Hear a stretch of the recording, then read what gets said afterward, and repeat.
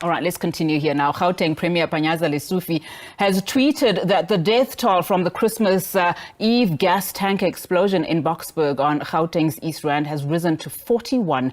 He also says he's been briefed by the police that they are now ready to take the matter back to court. This after the driver of the tanker was arrested on Christmas Eve and released days later on a warning pending further investigations by the police. The gas truck he was driving got stuck and a low bridge in Boksburg before exploding. The Gauteng government is yet to issue a formal statement in this regard. All right, now let's discuss this further. We're now joined by Zoom by Stan Bezuidenhout, a crash reconstruction specialist. Thank you so much for your time this afternoon, Stan. Now, I know that you are busy with investigations in this particular case. Now, according to, just some of your findings, what really went wrong on the 24th of December? So obviously, because I'm engaged in the matter and I'm likely to testify in a court of law, I cannot speak to the merits of this case specifically, but I can discuss the issues that have already become pretty much public knowledge through the media. And one of the biggest issues here is the sequence of failures that would have taken place that led to the number of fatalities we've seen. The first and most obvious failure is the fact, and we normally start with these cases from the back working forwards, and the biggest issue is at the time of the explosion happened because there was inadequate cooling. Now, the way these explosions work, and they are called BLEVs, or boiling liquid expanding vapor explosions, is that the actual material, the gas, gets so hot that it starts boiling. When it starts boiling, it can expand and it can explode and causes you use fireballs. The way in which you avoid that is to add adequate water to cool it down. In this case, you would have needed in excess of about 2,000 liters per minute to cool it. So if that cooling fails, you're going to have an explosion. The next thing you look at is the proximity to that, or the fireball radius, which is close to 80 meters by standard calculations. That means that anybody closer than 80 meters to the fireball, when the BLEVy occurs, is going to be engulfed in flames. Then you have the radiation radius, which can be as high as 300 meters, depending on the vessel and the way it all works out. So anybody within that radius is potentially going to be experiencing extreme burns, often within a matter of 2 seconds. And then besides that, you have an evacuation area where you are supposed to hold people. So it's kind of a sequence of things that went wrong, and that's the unfortunate truth with this matter. Now, we know that the death toll stands at 41. Could this disaster been averted? I mean, this is a question that many are asking. Just take us through, what could have been done to prevent this. I know that you're speaking of, just some of the measures that are needed in terms of, cooling that particular gas and needing a lot of water, as you said, just to cool it off. But could this have been averted? Well, the question is, how would it have been averted? And the first and most obvious thing is adequate cooling, again, if you work from the back. The next is evacuation of people. The people shouldn't be so close to that they're exposed. That's the official task of an emergency service like a fire department, is to evacuate people because they are fully trained on the dangers and the associated issues with a case of this kind. The next thing that could have avoided it would have been if there was sooner action or rapid action. We know that the truck got stuck under the bridge at about 6:13. We know that the explosion would have taken some time, place it as late as 7:30. That's well in excess of an hour. Within that hour, there were erratic attempts to get law enforcement and or emergency services at the scene, and many of those calls went unanswered, so that by the time the call effectively went through to the first emergency service, the next question would be, how long did that emergency service take to respond? And then finally, it's easy to say if the truck didn't take the route, but the fact is, if you look at the actual routing or the route the truck driver was supposed to be on, he missed a turn. Which can happen to any natural human being. You can miss a turn, and what you do immediately is you try to get back to the road you were on. In this case, the driver followed the instructions on the road and or his GPS. He found the road that leads back to the road he was supposed to be on.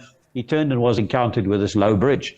Then you had to make a decision as to whether he'll fit underneath the bridge or not. And unfortunately, as we now know, most of the truck fit, and one little part, in fact, an inspection hatch on a flange on top of the trailer got jammed.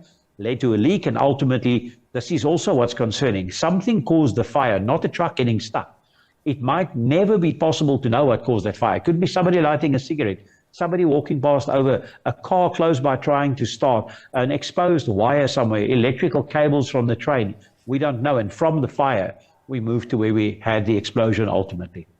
I know that there's a lot you can't say in terms of, just the merits of your investigation. But just going back to some of the reports that we were hearing on the day of the explosion, as you've mentioned, of course, a lot of erratic phone calls, trying to get help from the time that truck was stuck under that low-lying bridge to the time where actually help arrived. I mean, we heard, reports of firefighters getting there, and of course shortly after that fire, then we know that there were like 3 explosions, but the first one was not as harmful, which is why the 6 firefighters that were deployed at the scene did not get seriously injured. Some of them were serious injuries, but at least they made it out alive. And then of course there were another 2 explosions.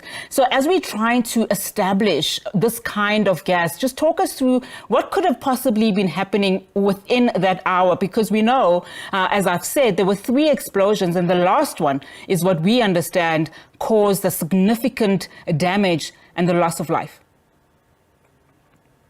So first of all, we must understand that a lot of the explosions would not have been actual explosions. It would have been things like the tires of the truck essentially deflating rapidly. So they sound like a big bang. Any truck tire that deflates, it's under 9 bars of pressure. It's going to sound quite loud. It's going to sound like an explosion. In fact, it does sound like an explosion, but that might just be air releasing. And the air releasing itself is not an explosion. The only explosion that happened on the day was the actual levy, as far as I'm able to determine. So the initial sounds, the fire department personnel would have been familiar with those sounds. Any fire scene with cars end up with pops and bangs as things release air, etc. But the problem in this case is when the screaming sounds, that literally sounds like a screaming sound. It's extremely high pitch. It's a very, very loud hiss. And even the witnesses reported that when that started, it kind of disoriented you. It was so loud. Those are the warning signs that firemen would have been familiar with. So I expect that when the firefighters were there, but they started seeing that rapid increase in the escape of the gases, they would have withdrawn immediately.